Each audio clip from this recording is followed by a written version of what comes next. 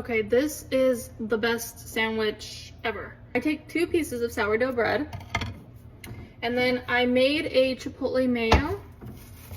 It's just mayonnaise and chipotle sauce. I lost the lid, so. And then you put that on. I'm not scared of mayo. And then you just put a layer of that. And then you take an avocado.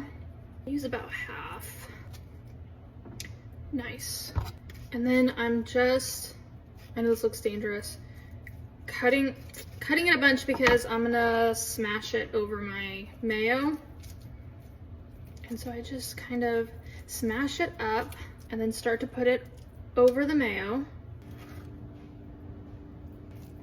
And then I just get that evenly spread out on each side.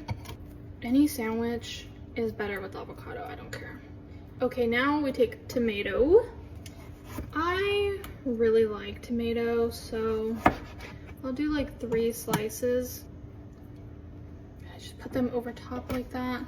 And then I put some spinach. Just a nice, okay, these big stems are kind of obnoxious, so I'm gonna take out a few. I mean, come on. I wish I could buy stemless spinach. Now for the meat, I buy turkey slices from the deli. I like when they have the Cajun flavor. This one's peppered, it's still good. I put a few on the stove while I'm toasting my bread. And then for the cheese, I use white cheddar, and I shred it up and put it in a bag so that it can be ready.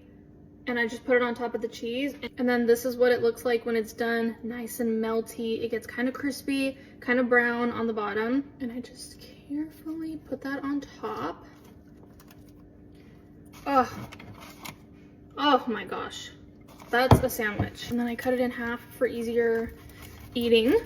I've made the sandwich before on my page, so I do have a recipe of like step-by-step how to do it. But it's just the bomb. Take a bite because I'm starving.